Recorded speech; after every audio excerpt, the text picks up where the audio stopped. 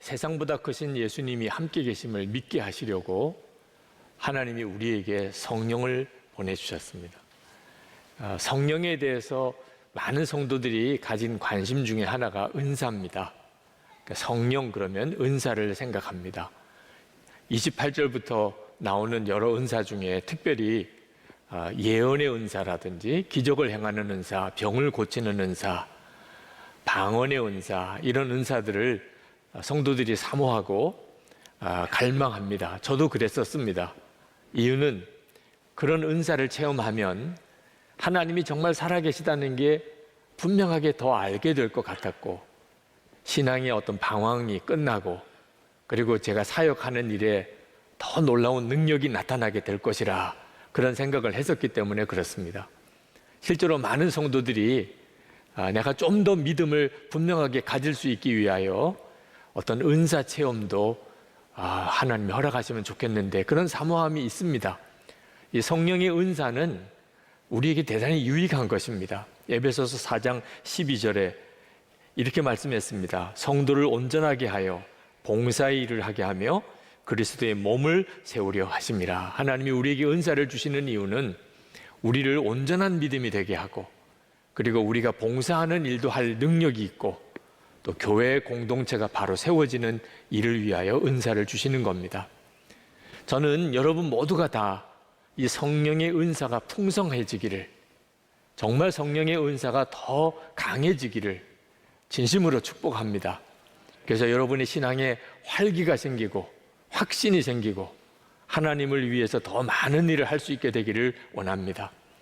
그런데 이 은사가 이렇게 귀하지만 또 그 은사로 인해서 교회가 여러 가지 시험도 생길 수 있다는 사실을 알아야 합니다.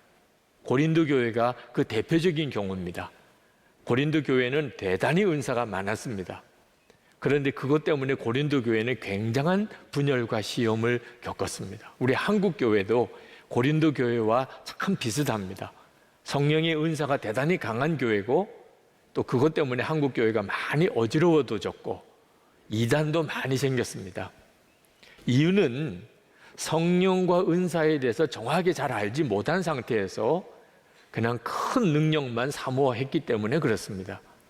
그래서 사도 바울이 고린도 교회 교인들에게 여러분이 성령의 은사에 대해서 모르기를 원하지 않습니다. 그러면서 이제 고린도전서 12장을 쓰고 있는 겁니다.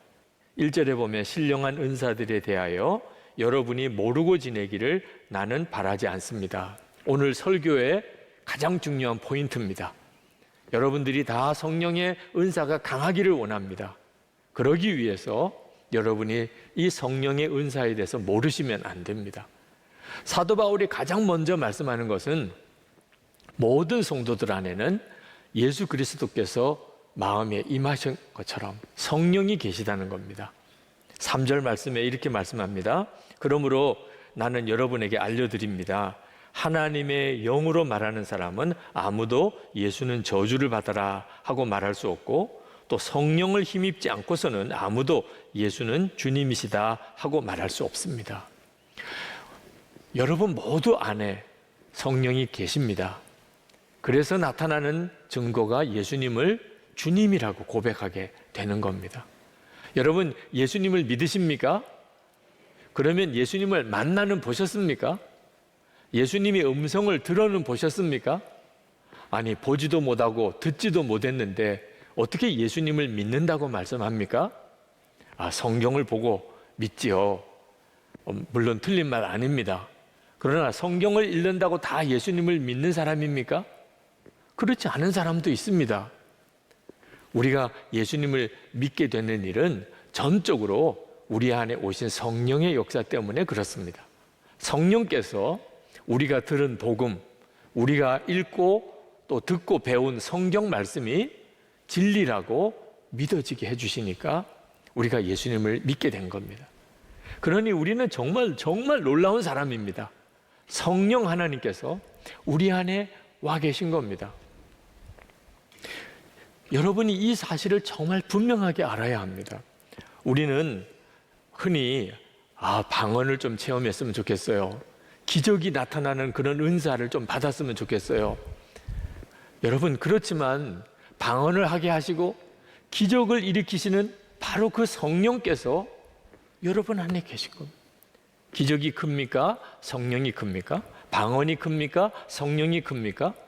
훨씬 더 크신 성령께서, 모든 은사 그 자체이신 성령께서 지금 죄 안에, 여러분 안에 계시잖아요. 누가 방언하면 야, 부럽다. 누가 정말 기적의 은사를 행하면 깜짝 놀라기도 합니다. 그런데 자기 안에 성령이 계신 것에 대해서는 전혀 무감각한, 이게 해결이 돼야 하는 겁니다. 여러분, 이게 해결되지 않으면 계속 은사 문제로 혼란에 빠지게 됩니다. 많은 그리스도인들이 자기는 특별한 은사를 받은 게 없다고 그렇게 말을 합니다. 그런 경우가 없습니다. 성령이 자기 안에 계신데 어떻게 은사가 없을 수 있습니까? 모든 은사 그 자체이신 성령께서 내 안에 계신데 무지해서 그런 것, 잘 알지 못하니까 자기는 성령의 은사를 받은 게 없다고 말을 하는 거죠. 4절부터 6절에 보면 은사를 섬기는 일이라고 말했습니다. 은사를 능력이라고 생각하니까 자꾸 혼란에 빠지는 겁니다. 은사는 우리가 예수를 제대로 믿게 하려고, 그리고 다른 불신자에게 복음을 전하게 하려고, 그리고 교회 공동체를 세우려고 성령께서 우리를 통해 나타내시는 능력이거든요. 그런데 이 모든 것이 다 섬기는 일입니다. 4절에서 6절에 보면 은사는 여러 가지지만 그것을 주시는 분은 같은 성령이십니다. 섬기는 일은 여러 가지지만 섬김을 받으시는 분은 같은 주님이십니다. 일의 성과는 여러 가지지만 모든 사람에게서 모든 일을 하시는 분은 같은 하나님이십니다. 여러분, 만약에 장례가 난 가정이 있다고 합시다. 그러면 성도들이 가서 위로하고 그 장례 일이 얼마나 많아요. 그 가정을 도와서 장례가 잘 치러지도록 섬기고 예배드릴, 그렇게 하지요. 그럴 때 여러분, 그 장례가 난 가정에 가서 위로하는 게 위로의 은사고, 그 장례가 난 가정에 가서 장례 모든 과정 동안에 섬기는 게 섬기는 은사고, 예배 드릴 때 말씀을 전하는 게 말씀을 전하는 은사입니다. 하나님이 우리에게 주신 은사를 통하여 그 장례난 가정을 온 교회가 가서 섬기는 겁니다. 그래서 그 장례난 가정이 교회와 성도들의 섬김을 통하여 예수님의 위로를 경험하게 되는 거예요. 예수를 믿는데 은사 없는 사람 한 사람도 없습니다.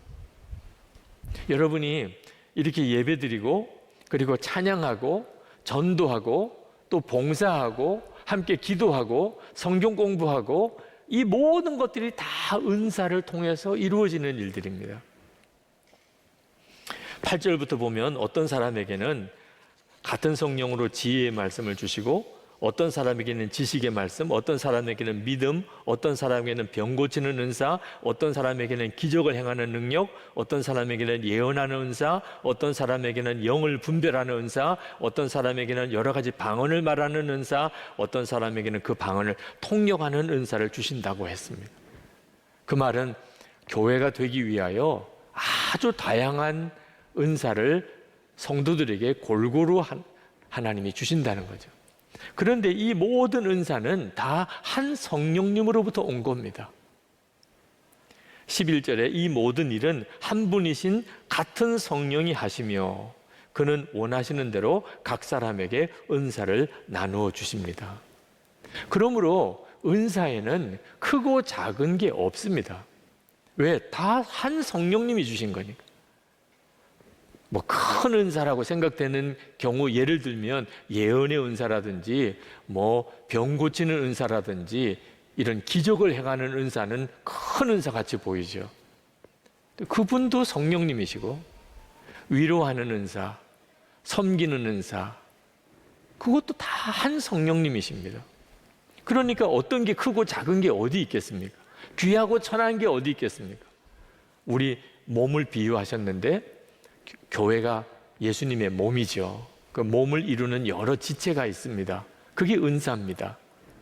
아니, 머리는 귀하고 발가락은 천합니까? 한 몸인데 말입니다.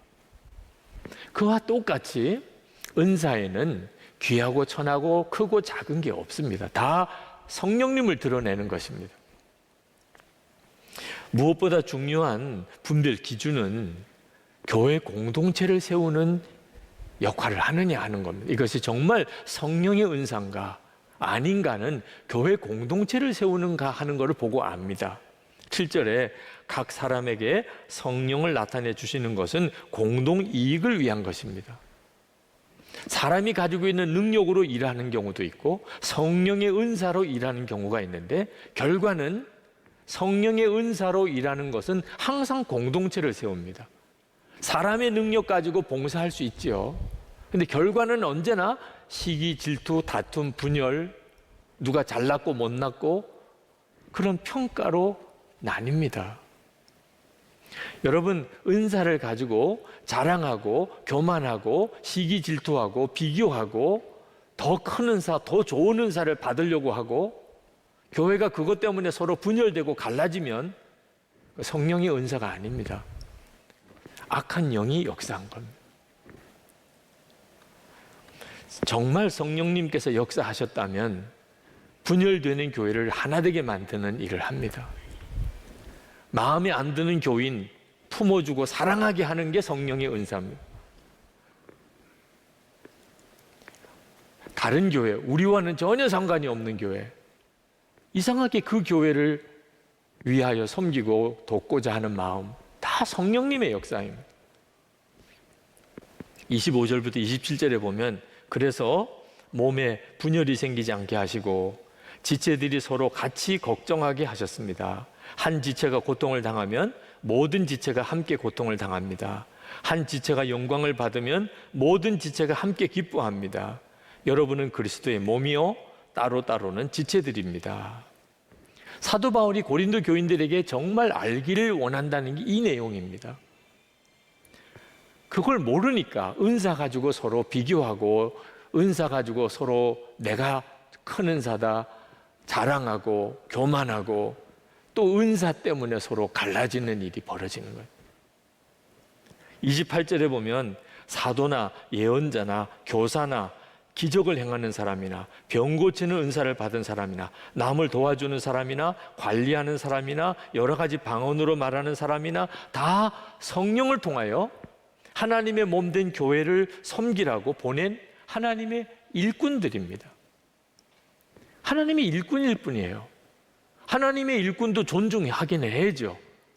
그렇지만 중요한 것은 일꾼보다도 주인이 더 중요하다는 것입니다. 이걸 모르니까 은사자를 추종하는 사람이 생기는 거예요. 하나님의 일꾼일 뿐인데 그 일꾼을 추종하는 거예요. 실제로 역사하시는 성령님을 바라보지 못하니까.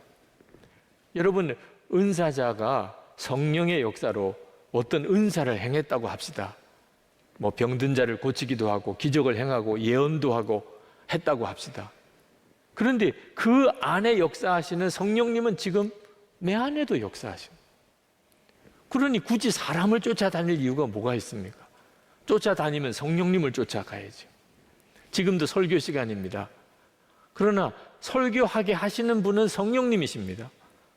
여러분은 설교자인 저를 바라볼 게 아니고 지금 이 시간에 역사하시는 성령님을 바라봐야 되고 그 성령님은 지금 여러분 안에 계십니다. 그래서 여러분에게 은혜가 되고 안 되고의 역사를 이루시는 겁니다. 하나님으로부터 오신 은혜를 알게 하려 하심이라. 우리가 세상의 영을 받지 않고 하나님께로 온 영을 받았으니 고린도전서 2장 12절에 그렇게 말씀하신 겁니다. 이미 여러분 안에 성령님이 역사하고 계십니다. 빌립보서 2장 12절에 빌립보서 2장 13절에 이렇게 말씀했습니다. 너희 안에서 행하시는 이는 하나님이시니 자기의 기쁘신 뜻을 위하여 너희에게 소원을 두고 행하게 하시나니. 그러니 여러분이 교회를 섬기는 일이 그냥 되는 일이 아닙니다. 여러분 오늘 교회 오시면서 여러분은 성령님의 역사를 다 보셨습니다. 여러분 교회 처음 들어오실 때 안내위원을 보셨죠? 그 안내위원들은 아, 내가 교회를 섬겨야 되겠다. 그래서 다 서 있는 겁니다. 월급 받고 서 계신 분이 아닙니다. 그분 안에 역사하시는 성령님이 계시니까 지금 여러분 예배 드릴 때 여러분 예배를 도와주시는 거예요. 여러분 찬양, 오늘 교회 오셔서 찬양을 인도하는 찬양 인도자를 보셨는데 그분 안에 찬양하도록 역사하시는 분은 성령이십니다. 그러니 찬양 인도자를 보면 우리는 성령님을 본 거예요. 여러분 처음 오신 분 오늘 예배 끝나고 새가족부에 가셔서 교회 등록을 안내 받으시게 됩니다. 여러분을 도와주시려고 새가족 위원들이 기다리고 있는데 그분들 안에 성령님이 그 일을 하도록, 그래서 처음 교회 오는 사람을 도우라고 하셔서 그 일을 하시는 거예요. 그러니 새가족 부원을 보면서 성령님을 보는 거예요. 지금 이 설교를 들으시면서 여러분은 설교하게 하시는 성령님을 보고 계신 거예요. 그러니 이게 얼마나 놀라운 일입니까? 도대체 하나님 어디 계신가요? 아니, 지금 우리가 보고 있잖아요. 이 어려운 때에 주님만 믿고 사는 게 힘들다, 말도 안 되는 거예요. 우리가 지금 오늘 이렇게 와서 예배 드리는 것 자체가 성령님의 역사잖아요. 우리는 오늘 옆에 있는 사람만 봐도 성령님의 역사를 보고 있는 거예요, 여러분들이. 정말 놀랄 일은요, 좀 놀래야 되잖아요. 놀랄 일이, 이 엄청난 놀랄 일들이 지금 우리 가운데 일어나고 있는데 안 놀라는 것도 정말 놀랄 일이죠. 왜 성령께서 우리 안에 계신 건 분명한데 정말 놀랍도록 역사를 안 하실까요? 우리가 성령님을 늘 무시하고 사니까 그런 겁니다. 진짜 놀랄 일이에요. 우리 안에 오셔서 지금도 이렇게 예배드리게 하시고 우리를 강권하셔서 이렇게 신앙생활 하게 하시고, 말도 안 되는 글들이 인터넷에서 얼마나 많이 돕니까? 그걸 안 읽어봤기 때문에 우리가 뭐 이렇게 신앙생활 하고 있는 겁니까? 그런 걸 다 읽어봐도 참 불쌍하다. 어떻게 이 사람들이 이렇게 안 믿어질까? 믿어지는 우리 자신이 기적인 거죠, 사실. 그 사람들 눈에 보기에는. 그런 엄청난 일들이 우리 속에 있는데도 우리는 늘 잊어버리는 거예요. 아, 진짜 엄청난 역사가 내 안에 일어나고 있는데도 누구랑 만날 때, 뭐 TV를 볼 때, 밥을 먹을 때, 혼자 있을 때 전혀 성령님이 내 안에 계신 것을 안 믿는 거예요. 그러니까 성령께서 더 이상 우리 가운데 역사할 수 없는 거죠. 예언의 은사는 정말 놀랍습니다. 진짜 놀라운 은사예요. 우리가 주님의 음성을 들었다, 그 정말 대단한 은사기도 합니다. 그런데 가만히 주님의 음성을 들었다는 사람 이야기를 이렇게 들어보면 솔직히 말해서 별것도 아니에요. 들어보면 내가 너를 사랑한다, 내 죄를 깨닫고 회개하거라, 내가 역사할 때까지 인내해라, 내가 항상 너와 함께 한다, 내가 모든 것을 다 알고 있어, 천국은 분명히 있단다, 내가 곧 간다. 안 들어보신 분 있어요? 제가 지금 한 말 중에 안 들어본 분 있어요? 주님의 음성을 들었다는 분 이야기를 가만히 들어보면 다 그 내용이에요. 성경에 다 있는 내용이에요. 그래서 말씀 기도하면요, 다 은혜를 받는 거예요. 주님의 음성을 듣는 귀가 확 열리게 되는 거죠. 여러분, 그냥 주님의 음성 들려주세요 할 것도 없어요. 주님이 성경 말씀 속에 이미 하실 말씀 다 주셨다. 성령께서 성경을 읽으면 다 나에게 말씀하실 거다. 진짜 믿고 여러분이 정말 성경을 묵상하고 순종하려고 하면 여러분은 다 주님의 음성을 들어요. 지금도 여러분과 함께 계시니까요. 제가 거듭난 것은 하나님이 정말 엄청난 기적을 행하시는 것을 보고 와, 하나님 살아계시구나, 그래서 거듭난 거 아니에요. 내가 실제로 하나님을 안 믿고 있다, 내가 정말 하나님이 함께 계시는 것을 정말 알지 못하고 있었구나, 그게 저에게 어느 날 갑자기 통렬하게 제 마음에 깨달아졌어요. 그때 이건 말도 안 되는 일이잖아. 아니, 내가 하나님을 실제로 안 믿고 있었어요. 하나님이 나와 함께 계시는 것을 내가 몰랐어요. 이보다도 더 큰 죄가 어디 있을까? 그리고 그날 꼬꾸라진 거라니까요.